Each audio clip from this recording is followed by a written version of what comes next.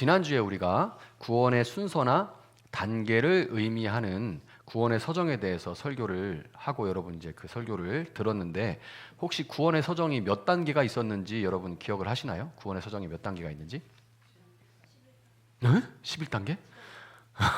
깜짝이야. 네, 9단계. 네, 감사합니다. 9단계. 용어가 좀 어렵고 딱딱한 면이 있지만 그 9단계가 뭐였나요? 한번 볼까요? 9단계. 자, 이제 기억나시죠? 일주일이 짧지만 또 긴 시간이고 그래요. 그래서 그래도 뭔가 있었다 정도만 생각하셔도 다행입니다. 자, 이름이 조금 딱딱한데 소명, 부르심이죠. 그리고 중생, 거듭남이라고 얘기했습니다. 이 중생들 이런 게 아니고 거듭남이고 다시 태어났다는 의미인 거죠. 다시 사는 삶. 그리고 회심, 회개하는 거예요. 돌이키는 거, 주님께 이제 돌이키는 겁니다. 그리고 마음의 신앙, 믿음이 생기는 거고, 그 다음에 의롭다 여김 받는 칭의, 그 다음에 입양, 하나님의 아들 딸로 이제 아들 딸로 입적되는 입양, 그 다음에 성화, 견인, 영화입니다. 이 9단계가 자 여기까지 볼게요. 이 9단계가 구미호도 아니고 뭐 구원을 9번 받는다거나 구원의 어떤 레벨, 이 레벨우가 있다. 요런 게 아니라 한 구원, 마치 9개의 가닥으로 꼬아진 한 밧줄처럼 한 구원을 이루는 과정과 축복을 의미한다고 말씀드렸어요. 이거는 정말 중요하니까 꼭 기억을 하시기 바랍니다.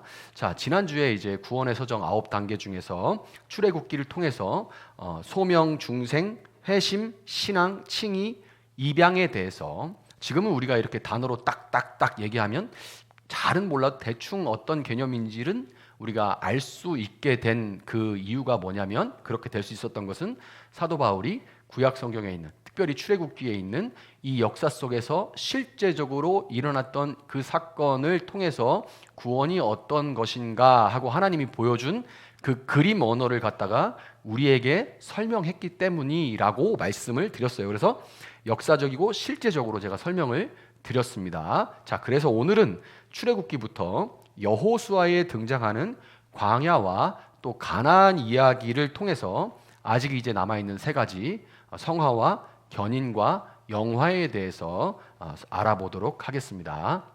자, 성화 핫 이슈죠. 구원의 서정 가운데 가장 논란이 됩니다. 가장 논란이 되는 게 이 성화라는 과정이에요. 칭의, 이 말 그대로 하나님이 나를 죄가 없다, 의롭다라고 선언하신 것은 비록 내 입장에서는 내가 의롭다고? 나 같은 사람이 정말 죄가 없다고? 이렇게 생각이 들 수가 있어요. 내가 정말 의롭단 말인가? 이런 의심이 들 수가 있지만 그냥 일방적으로 하나님이 너는 의로워. 이제 법정에서 땅 뭐 아무개는 무죄, 의롭다, 죄가 없다, 땅 한 거예요. 그리고 판사가 그렇게 했는데 어떻게 할 거예요? 그래서 아니요, 나 죄가 있어요. 아니 어떻게 내가 죄가 없다는 거예요? 라고 말해도 법정에서는 끝난 겁니다. 사람들도 알고 나도 알아. 내가 이렇지만 그러나 판사가 법정적으로 너는 의로워 라고 했기 때문에 그냥 어쨌든 재판은 끝났습니다. 그냥 그렇구나 하면서 아멘으로 받으면 되는 게 칭의예요. 문제가 이제 시작되는 겁니다. 문제는 내가 이제 의로운 사람이라는데, 내가 죄가 없는 의로운 사람이라는데 실제적으로는 달라진 게 전혀 없는 것처럼 느껴진다는 거죠. 예전 사고방식 그대로 있습니다. 여러분이 하루아침에 사고방식이 완전 달라지고 생활방식 완전 달라지고 관계가 다 달라지고 습관이 다 사라지면 그건 여러분이 아니에요. 다른 사람이죠. 사람들이 못 알아보죠. 아예 다른 정체성을 가진 다른 존재입니다. 그거는 그냥 다른 존재예요. 그런데 이런 것들이 그대로 나한테 있어요. 그리고 여전히 내가 봤던 유혹들, 시험들도 그대로입니다. 내가 원래 약했던 거 여전히 약해요.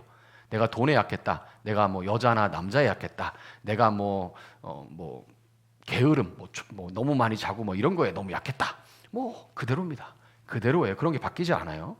아니 심지어 이게 칭의 됐다고 정말 믿어지잖아요. 그러면 아멘으로 받잖아요. 그러면 뭐가 문제냐면 안 하려고 하잖아요. 이제 이런 것들을 안 하려고 해요. 너는 이제 다른 사람이야. 너는 중생했고 칭의 의로운 자야 라고 하니까 이게 이런 얘기 들으면 안 하고 싶잖아요. 그런 전에 했던 것들이 안 하고 싶잖아요. 그런데 이제 안 하려고 하면 이거를 물 속에다가 공을 이제 여름에 비치볼 이런 거 있잖아요. 뭐 이런 거 물놀이 이렇게 탕탕 튀기다가 이걸 물 속에다 막 이렇게 집어넣어 봅시다. 막 물 속에다 꾹꾹꾹 집어넣어 버리면 어떻게 돼요? 그러다가 삐끗하면 펑 하고 튀어 올라옵니다. 해본 사람 있을 거예요. 그 생각보다 많이 튀어 올라요. 이렇게 눌러놓으면. 그래서 여러분 이런 것들이 펑펑 하고 튀어 올라오는 것처럼 깜짝깜짝 자기도 놀랄 정도로 아니 이게 어떻게 이렇게 더 하고 싶은가? 아니 나 칭이 돼서 의롭다며 어떻게 더 하고 싶냐? 최소한 더 하고 싶진 않아야 될 거 아니야 라는 이런 경험들을 하고 나면 정말 우린 이런 생각을 하죠. 내가 진짜 거룩해질 수는 있는 거야? 성화 거룩해지는 건데 거룩해질 수는 있는 거야? 막 눌러놓으면 펑펑펑 튀어오르니까 그런 의심들이 들죠. 만약에 그럼에도 불구하고 성화에 좋은 본보기가 주변에 있다면 참 그래도 저게 성화구나 하면서 본보기가 있다면 좋을 텐데 자녀들 입장에서 보기에는 부모님들의 신앙은 많은 경우에 위선처럼 느껴질 때가 많습니다. 저희 애들도 그렇게 느끼고 있을 거예요. 말을 안 하지만 그러나 그렇게 느끼고 있겠죠. 아빠가 진짜 목사인가? 무슨 목사가 저러냐? 제가 안 쳐다보고 얘기하고 있어요 지금. 그쪽을 못 보겠어서. 자, 부모님의 신앙은 위선처럼 느낄 때가 많아요. 근데 나만 죄인입니까? 여러분도 다 그럴 거예요. 부모님이라면 다 느껴봤어요. 애들의 그 시선. 집사 막 뭐라고 공부를 그때 막 공부 안 해? 막 하다가 집사님 딱 이러면 이제 애들이 위선을 느낄 때가 참 많아요. 교회의 중직자들이나 성경을 붙들고 산다는 목회자들도 툭하면 사고치고 미디어를 장식하기 나름 장식을 정말 자주 하죠. 그러니까 이런 어떤 본보기도 없는 거예요. 이렇다 보니까 성화라는 게 대체 뭘 의미하는지 도대체 가능하긴 한 건지 그냥 교회 꾸준히 나가면서 교회 생활 이렇게 꾸준히 하다 보면 언젠가는 이룰 수 있는 나이가 더 들어가면 언젠가는 이룰 수 있는 그런 단계, 경지인 건지 회의적인 질문들이 몰려오게 마련이기 때문에 실제적인 거라서 이 성화는 항상 이슈가 되는 거예요. 논쟁이 되고.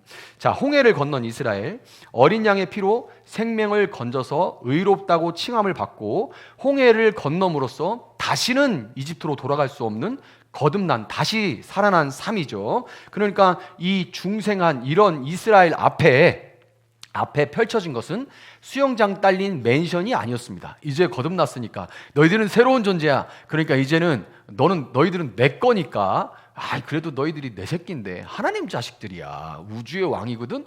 너희는 내 새끼니까 수영장에 맨션 딸린 건 수영장 딸린 맨션은 기본 아니냐? 근데 이게 아니죠. 고급 맨션이 아니라 광야입니다. 광야가 펼쳐져요. 이게 참 문제죠. 광야가 펼쳐지고 이제 꽃길만 걸으세요. 이제 새해 되면 이제 믿는 사람들끼리 서로 축복한다고 집사님, 권사님 꽃길만 걸으세요라고 덕담을 합니다. 물론 덕담이지만 말하는 사람이나 받는 사람이나 안 믿어요. 그냥 하는 소리입니다.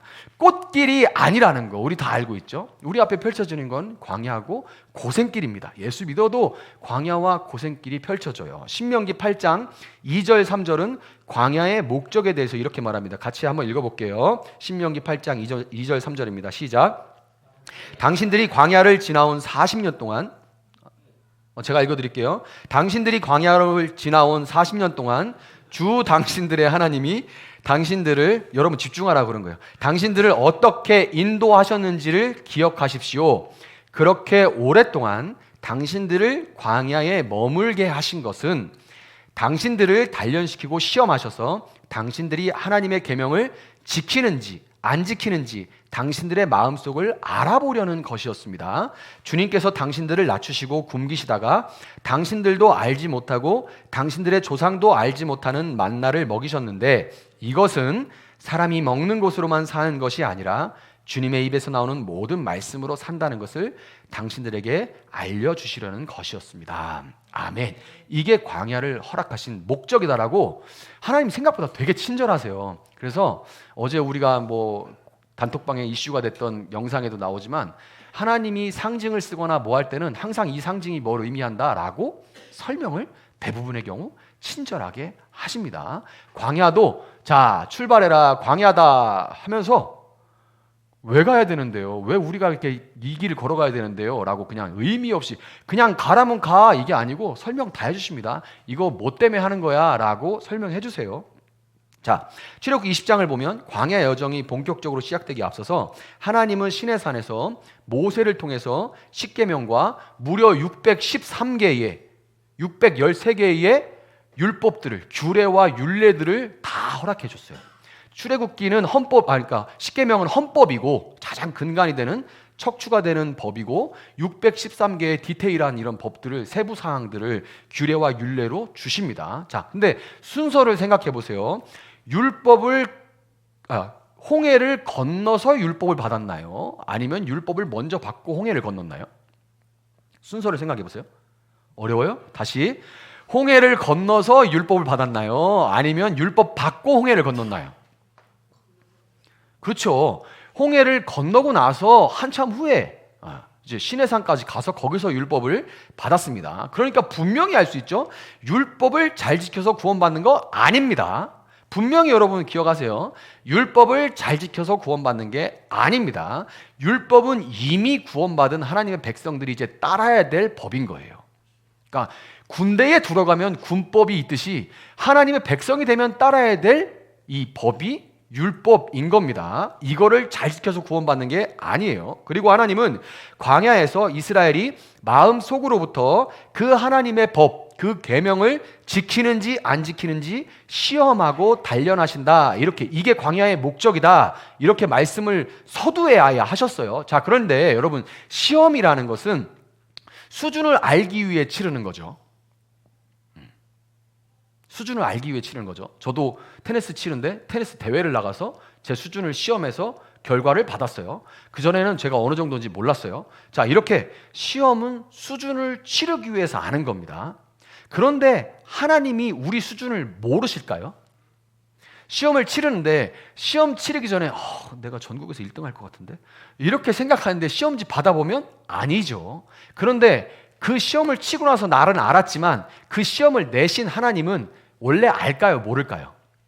원래 알고 계십니다. 우리 수준을 이미 알고 계세요. 그러니까 광야는 결국에는 하나님이 얘들이 지금 수준이 어느 정도 되지? 라고 알기 위해서 치르도록 하신 게 아니라 우리로 하여금 우리의 수준과 진정으로 우리 마음속에 있는 것, 그리고 우리가 꼭 붙들고 그것을 위해서 사는 것이 뭔지를 스스로 깨닫고 시험 보고 나니까 내가 이렇구나. 그동안 내가 이걸 위해 살아왔구나. 하나님하고 예수 했지만 결국에 내가 이렇게 사는 거구나. 이걸 위해 살아왔구나 라는 것을 광야에서 시험 가운데 고난 가운데 알게 된다는 거예요. 아니 아무리 미사역을 갖다 붙이고 명분해도 결국은 돈이고 결국엔 내 이름이고 결국엔 조금 더 유명해지고 조금 더 인정받고 조금 더 높아지기 위해서 한 거잖아. 그거 하나님이 100번 얘기해도 모르는데 내가 시험 치르고 나면 알게 된다는 거예요. 그거 알으라고 시험을 주시는 거예요.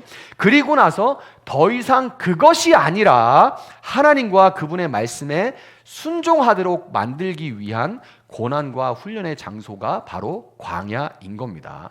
자, 홍해를 건너 의롭다 여김을 받았을 때 우리로부터 죄와 그 죄를 위해서 우리가 치러야 되는 대가 그걸 우리가 죄책이라고 그러죠. 죄책은 완전히 제거됐습니다. 판사가 무죄하다라고 얘기를 해버렸어요. 그래서 죄책은 없습니다. 그럼에도 우리 가운데 그 죄 가운데 살았던 죄를 즐기는 그 삶 가운데 남아있는 그 죄의 영향력과 부패함이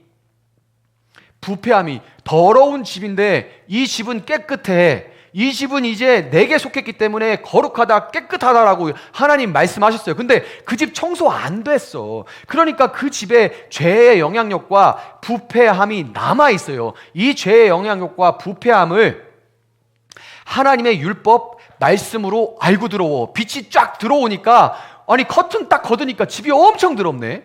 커튼 딱 걷어놓고 암막 커튼으로 딱 쳐놓고 났을 때는 더러운지 몰랐어. 그냥 내 손에 닿는데 뭐 이거 우유도 있고 물도 있고 그러니까 그냥 우리 집 제일 좋아, 깨끗해 이러고 살았는데, 아니 암막 커튼 쫙 걷어놓고 보니까 왜 이렇게 더러워, 세상에 왜 이렇게 더러워.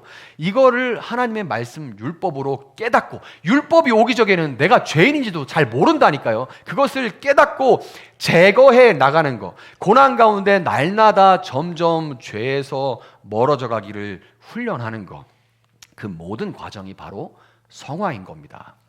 자, 그런데 오해가 될 수 있는 게 뭐냐면, 훈련이나 과정 이런 용어들 때문인지 많은 사람들이 오직 믿음으로 구원받고 은혜로 의롭다 여김을 받지만 성화는 인간의 행위와 노력이 필요하다 이렇게 여깁니다. 왜냐하면 이 과정과 훈련 이런 얘기가 들어가면, 자, 이제 한국은 군사문화권이잖아요, 아직도. 그리고 우리는 전쟁이 끝난 게 아니라 휴전 상태입니다. 전쟁을 잠시 쉬고 있는 거죠.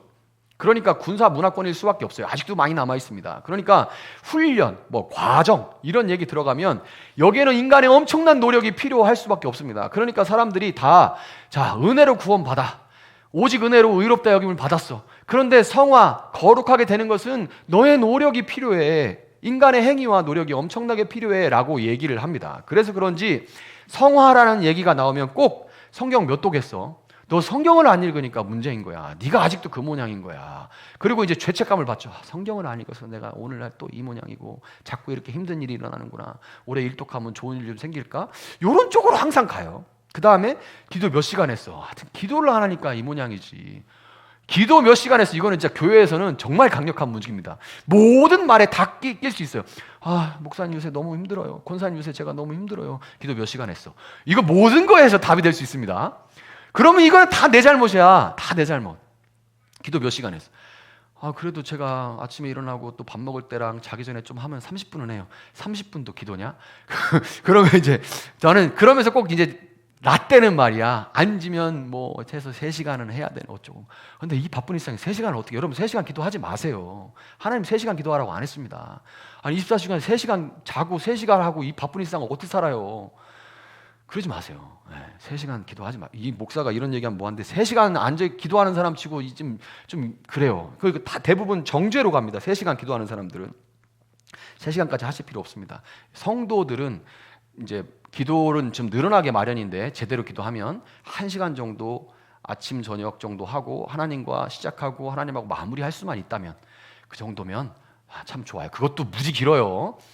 짧은 쉬운 거 아닙니다. 근데 그 정도면 훌륭해요. 훌륭합니다.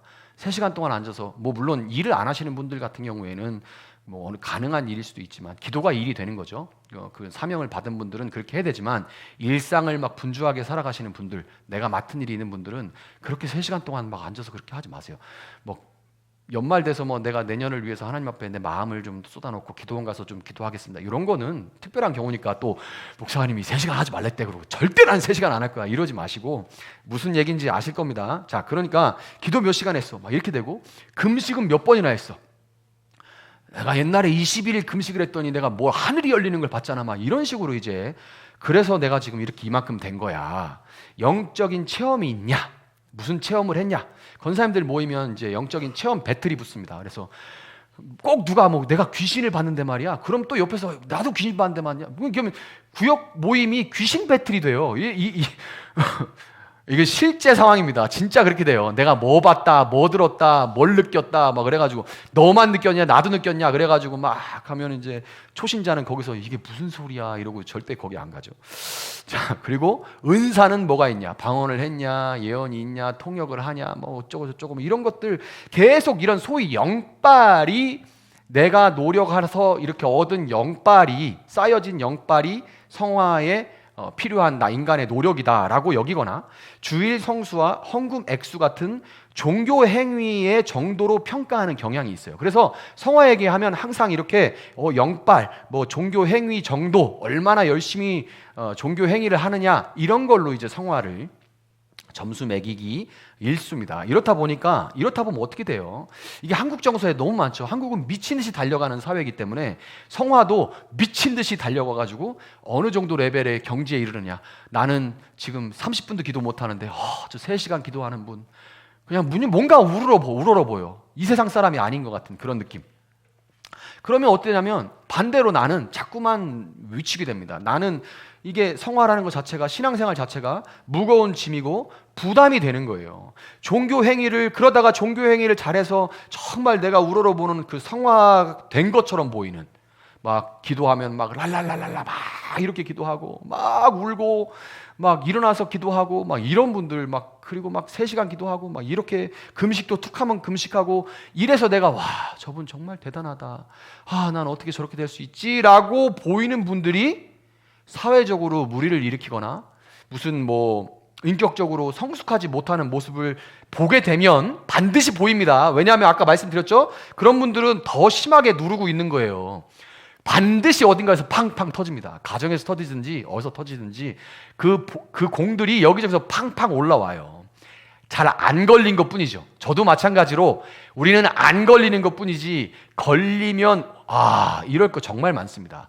뉴스에 나오는 분들은 걸린 거고 우리는 안 걸린 거고. 자, 그런데 이런 게 보이면 크게 실망해요. 그리고 아예 성화는 안 되는 거구나, 이렇게 여기게 되는 겁니다. 그렇지만 여러분, 분명히 기억해야 됩니다. 성화는 칭의와 의롭다 여김을 받는 것과 마찬가지로 하나님이 주체적으로 하시는 거예요. 하나님이 하시는 겁니다.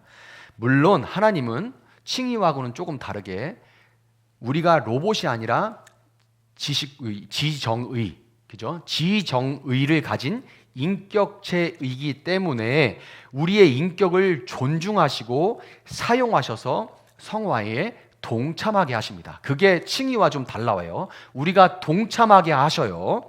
그것은, 그런데 우리 입장에서는 성화되자. 자, 오른손 드십시오.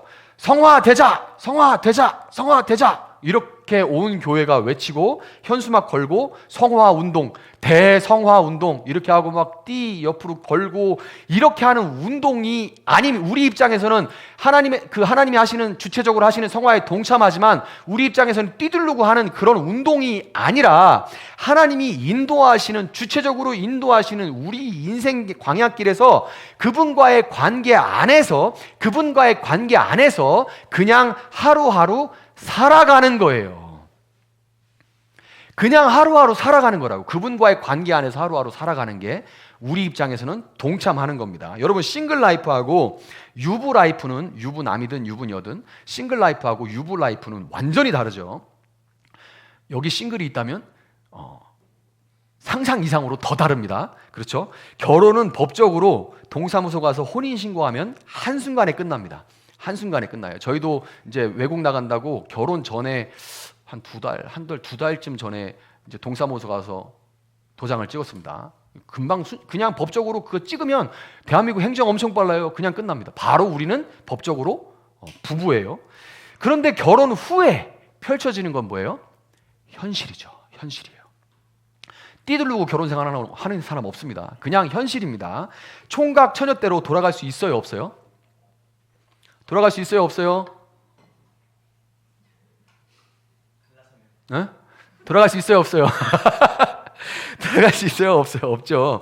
안 믿는 사람이야 그럴 수 있다지만, 그리고 또 갈라선 사람 어떤 분들에 대해서 사정에 의해서 정죄하지 않습니다. 그런데 일단 성경은 이렇게 말해요. 예수님이 하나님이 짝지은 것을 사람이 나눌 수 없다, 이렇게 못을 박습니다. 자, 문제는 분명히 결혼식에서 둘이 하나가 됐다고, 신랑 신부 이제 하나가 됐음을 선포합니다. 딱 이렇게 얘기해요. 이게 이제 특히 크리스찬 결혼에서는 당연히 주례가 있다면 그렇게 해요.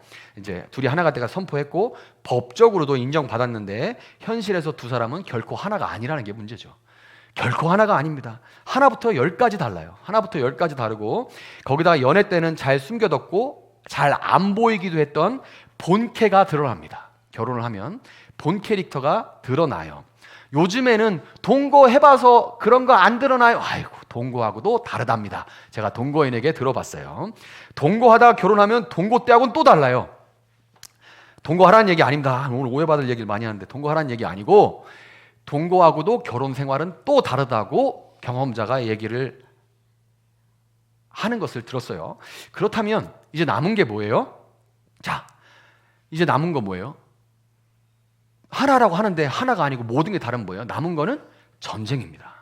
요즘 MZ 부부들 보면 이렇게 전쟁을 치르는 경우 많지 않은 것 같은 것 같아요. 제가 몰라서 그런 것 같지만은 조금 다를 수가 있습니다. 우리 MZ 그 결혼한 우리 종찬 형제 같은 경우는 안 싸우는 것 같아요. 전쟁이 아닌 것 같아요. 전쟁이야? 근데 전쟁은 글쎄요. 제가 겪은 거에 비하면 굉장히 이제 국지전인 것 같은 그런 느낌이 좀 들어요. 근데 저는 정말 말 그대로 전쟁이었습니다. 절대로 옛날로 돌아갈 수도 없고 나눠질 수도 없는데 자꾸 싸우고 그래서 몸과 마음이 아프고 힘들면 어떻게 해야 되나요? 몸과 마음이 힘들면 어떻게 해야 돼요? 이 부분을 이거 어떻게 해야 돼? 이 부분을 이제 저도 다시 이제 묵상을 하다가 노래 한 곡이 생각났는데 여러분이 알만한 임재범님의 너를 위해라는 곡입니다. 한번 가사 띄워주세요. 성경 구절 아닙니다. 너를 위해예요. 자, 보세요 여러분. 이거 진짜 복음적입니다. 자, 어쩜 우린 복잡한 인연에 부를 수는 없다는 걸 이해해 주시고 그리고 못 불러 이거 너무 높아. 서로 엉켜있는 사람인가 봐. 이거 우리 부부 생활이죠. 나는 매일 내게 갚지도 못할 만큼 많은 빚을 지고 있어. 연인처럼 때로 남남처럼 계속 살아가도 괜찮은 걸까? 그렇게도 많은 잘못과 잦은 이별에도 항상 거기 있는 너. 근데 그 다음 여기 중요해요. 날 세상에서 제대로 살게 해줄 유일한 사람이 너란 걸 뭐 한대요? 알아. 이게 뭐예요? 아까 제가 하나님의 주체적인 일하심에 우리는 동참하는 게 그 성화가 칭의와 다른 점이라 했는데 우리가 지정의로 동참한다고 말씀드렸어요. 우리가 지정의를 가진 존재이기 때문에 너란 걸 알아. 이게 뭐예요? 이성입니다. 이성으로 알아요. 이성으로 상황과 문제, 지금 우리가 겪는 상황과 이 문제 이전에 그것에 가려진 그 사실 뭐예요? 이 사람만이 내 남편이고 이 사람만이 내 아내다라는 것을 알고 인정한다는 거죠. 자, 그 다음에 나 후회 없이 살아가기 위해 너를 붙잡아야 할 테지만 내 거친 생각과 불안한 눈빛과 그걸 지켜보는 너, 그건 아마도 전쟁 같은 사랑. 전쟁 같은 사랑. 이건 뭐예요? 이 부분은 전쟁같이 치열한, 진짜로 뭐 둘이 추구받고 싸운다는 게 아니죠. 뭐 그런 가정도 있겠지만, 그러나 이 마음에서 전쟁같이 치열하게 모든 감정을 끌어내서 다시금 사랑해야 된다는 겁니다. 그래야 된다는 거예요. 자, 그런데 나는 위험하니까, 사랑하니까 너에게서 떠나줄 거야. 이건 뭐예요? 의지입니다. 의지예요. 그런데 의지가 이렇게 가면 안 되죠. 떠나면 안 됩니다. 그녀는 항상 거기 있는데 어떻게든 붙어서 이 관계를 회복해 나가는 게 당연한 거죠. 맞죠? 이 노래 이상하게 갑니다. 그죠? 아니, 이성하고 감정 알겠는데 의지가 이상한 데로 가요. 그녀는 항상 거기 있으니까 어떻게든 관계를 회복해야 되는데, 그런데 우리 의지로는 그게 안 된다는 거죠. 우리의 의지로는 그게 안 된다는 거예요. 그래서 여러분, 하나님은 그래서 성화를 위해서 주체적으로 우리의 지정의를 새롭게 하시는 거예요. 우리의 이성이 하나님만이 우리를 세상에서 제대로 살게 해줄 유일한 분이라는 것을 알게 하시고, 우리로 하나님이 나를 얼마나 사랑하시는지 느끼게 해주시고 그 사랑에 반응할 수 있도록, 여러분 가끔 예수 믿고 살아가다 보면 미친 사람처럼 갑자기 눈물이 울컥울컥 할 때가 있어요. 이게 새로워지는 겁니다. 그냥 그걸 쉽게 여기지 마세요. 그거 자주 겪으면 좋습니다. 그래서 그냥 들려오는 노래 한 가절에 갑자기 예수님 감사해서 울컥하고, 뭐 이렇게 낙엽이 갑자기 색깔이 변한 거 보고 세월이 이렇게 변하는 걸 보면서도 하나님 그동안 이렇게 나와 함께 하셨지, 갑자기 울컥해. 미쳤나? 가을 타나? 이상하네? 그렇게 생각하실 필요 없어요. 그냥 우리 마음을 순간순간 하나님 사랑에 울컥하게 해주시는 거예요. 그 사랑에 반응하도록 우리 감정을 일깨우시는 겁니다. 그래서 어떻게 됩니까? 우리는 하나님과의 관계를 유지하고 그 영향력 안에 있기 위해서 우리의 의지를 다해서 다시금 그분을 향한 전쟁 같은 사랑을 하는 겁니다. 여러분, 우리 교회에서 새가족 교육의 일환인 그 풍성한 삶으로의 초대를 마치고 나면 바로 이어서나 아니면 조금 교회에 적응할 수 있는 시간을 지난 후에 풍성한 삶의 첫걸음, 일명 풍삼 첫을 합니다. 우리 교회에서 오늘 풍삼첫 한 친구가 이제 형제가 한 명이 간증을 할 건데, 해보신 분들은 기억나겠지만 풍삼첫에서 반복해서 강조하는 그 풍성한 삶으로의 첫걸음이 뭐냐면 바로 신앙은 의무가 아니라 관계라는 겁니다. 많은 사람들이 신앙생활을 의무라고 생각해요. 종교적인 의무, 그게 아니라 관계라는 것을 강조하죠. 의무는 곧 행위고, 행위는 반드시 자기 의와 공로주의와 끝없는 인정 욕구로 이어지게 마련이에요. 의무를 행하면 반드시 이런 것들을 열매 맺을 수밖에 없습니다. 이와는 다르게 관계는 의무와 비록 보여지는 모습은 비슷할지 몰라도, 제가 부부관계를 하고 이 결혼생활을 하면서 청소하고 빨래도 하고 집사람과 같이 가정을 만들어가기 위해서 참기도 하고 때로는 이야기도 하고 이것도 하고 저것도 하면서 나 좀 인정해줘 라고 하지 않고 그냥 당연히 그렇게 해나가는 건 뭐냐면, 중요한 것은 인정받고 공로를 인정받고 뭐 내가 이런 거 하려고 그러는 게 아니, 뭐예요? 관계 유지 자체가 목적이고, 그 다음에 더한 것은 성숙하는, 관계가 성숙해가는 것이 목적이기 때문에 그런 거예요. 의무와 굉장히 비슷합니다. 그래서 헷갈리는 거예요. 그런데 의무가 아닙니다. 여러분 관계 가운데도 친구하고 정말 가까운 친구는 한 달에 한 번이라도, 사는 게 둘 다 바쁘지만 그래도 한 달에 한 번이라도 커피라도 한잔하면서 이런저런 얘기, 별로 중요하지 않은 안부 같은 얘기를 2시간 나누고 중요한 얘기는 다음에 만나서 하자 하는 게 뭐예요? 관계 유지죠. 그래서 내가 너하고 해서 뭐 의를 차리고 뭐 인정을 받고 이런 목적이 아니잖아요. 관계를 유지하고 세월이 가며 그 친구와 관계가 더 성숙해져 나가는 거죠. 이거 자체가 목적인 거예요. 인생이란 광야길에서 많은 잘못과 잦은 이별을 경험하지만 그럼에도 항상 거기에 계심으로 한 번 맺은 나와의 관계를 절대로 깨뜨리지 않으시는 하나님, 그 하나님으로 인해서 너를 위해라는 곡의 마지막이 너에게서 떠나줄 거야가 아니라 하나님께 돌아갈 거야가 되는 거. 그리고 언제나 정답은 하나님입니다라고 고백하게 되는 거. 이게 성화입니다. 성경 이렇게 끼고서 이게 성화가 아니고요, 이렇게 언제나 정답은 하나님입니다 라고 정말 진정으로 고백하게 되는 거, 그게 성화예요. 광야의 고난과 훈련이 성화의 과정을 의미한다라고 할 때 성경에서 한 가지 이해할 수 없는 장면이 있어서 이거는 좀 설명을 드려야 되는데, 광야를 떠올려 보세요. 40년의 광야 여정 동안 출애굽 1세대들은 여호수아와 갈렙 두 사람을 제외하고는 단 한 사람도 이 가나안 땅에 들어가지 못하고 광야에서 죽어갔습니다. 출애굽 1세대는 광야에서 다 죽었어요. 그 중에서는 뭐 늙어 죽은 사람도 있을 거고, 이방 민족의 공격에 죽은 사람도 있었을 것이고, 또 뭐 불평했다가 반란을 일으켰다가 심판을 받아서 죽은 사람들도 있습니다. 여러분 생각해 보세요. 그 많은 사람들이 갔는데 1세대가 2사람 빼고 다 죽었대. 광야에서 40년 동안. 그러면 40년이 365 곱하기 40인데 그거에다가 이스라엘이 얼마나 많은지 여러분 아시잖아요. 그런데 그러면 매일매일 한 10명 이상을 땅에 묻은 거예요. 매일매일 묻고서 그 광야에는 아마 그 파면은 그 뼈들만 겁나게 나올 겁니다. 그러니까 계속 묻으면서 가는 게 광야 여정이었어요. 광야의 최종 목적지는 가나안입니다. 그런데 여러분, 가나안은 전통적으로 저 요단강 건너 내가 천국에 들어간다. 그래서 가나안을 우리가 전통적으로 천국을 상징한다라고 해석을 합니다. 이게 전통적인 해석이에요.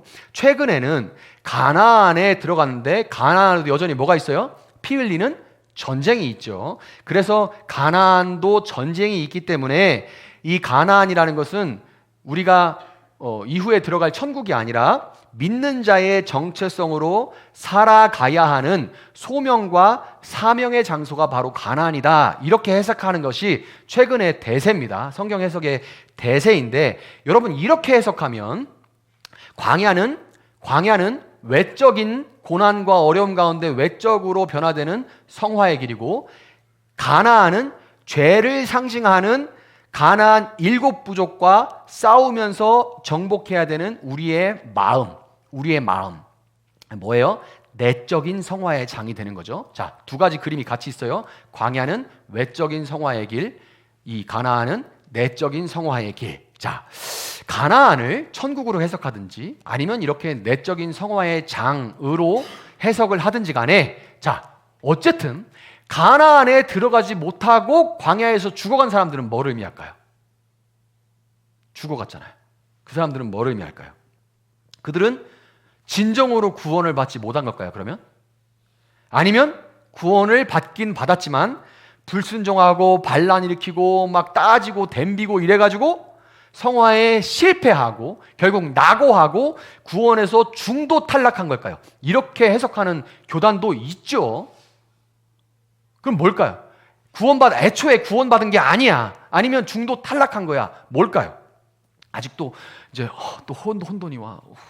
나는 뭐 어떻게 하지? 근데 헷갈리신다면 한 가지 질문을 드릴게요. 이 질문을 기억하세요. 여러분, 모세는 가나안에 들어갔나요? 못 들어갔나요? 모세 못 들어갔죠. 모세 못 들어간 건 분명히 기억해요. 그럼 모세가 구원에서 탈락한 걸까요? 그건 아닌 것 같아. 그럼 뭐지? 모세는 신명기 34장 10절은 준비되어 있나요 혹시? 신명기 34장 10절 한번 볼게요. 자, 같이 읽어봅시다. 시작.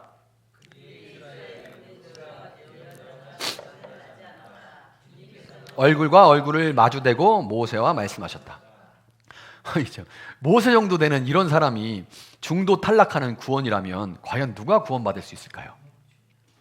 일단 저는 아닌 것 같습니다. 여러분도 제가 볼 때는 좀 어려울 것 같아요. 자, 결국에 여러분, 모세가 이끌고 나온 출애굽 1세대가 죽어간 사건은, 그 죽어갔던 사건은 구원을 받지 못했거나 구원의 취소가 아니라 고난과 훈련 그리고 심판을 통해서 옛사람, 옛자아가 죽어져가는 과정을 보여주는 그림인 거예요.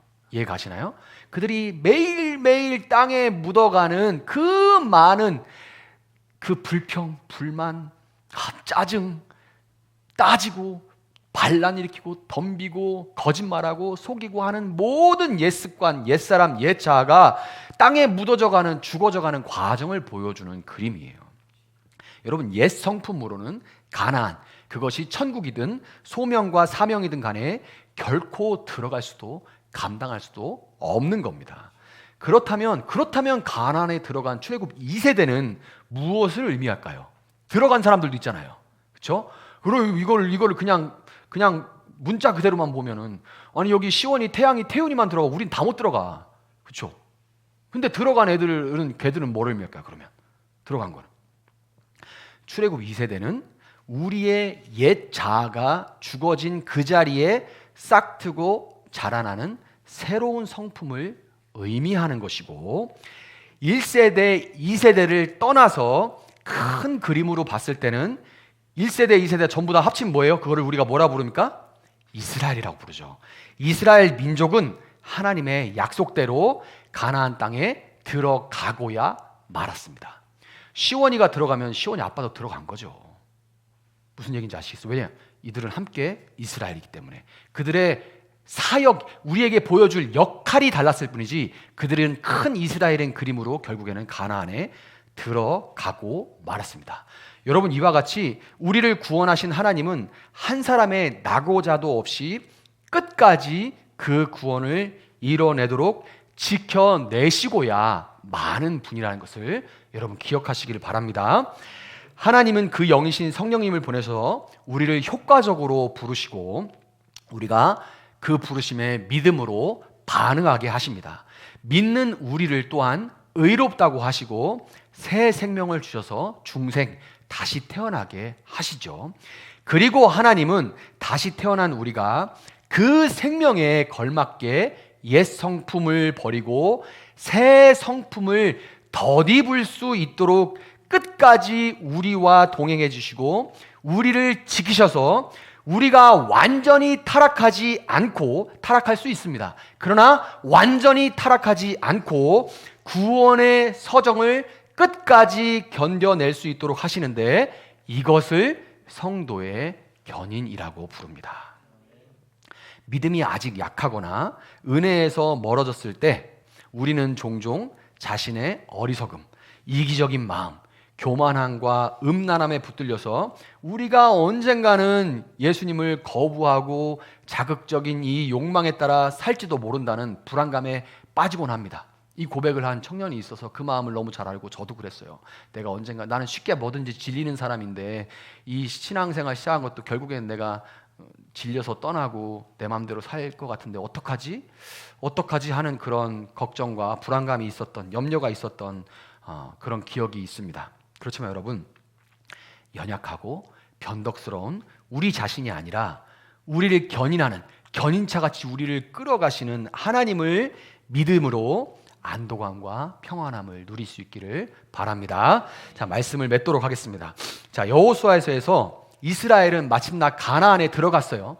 가나안에 들어간 걸로 끝나면 얼마나 좋겠습니까? 그런데 가나안에 들어갔지만 안타깝게도 여호수아 다음에 뭐가 옵니까? 여호수아 다음 책이 뭔지 아는 사람?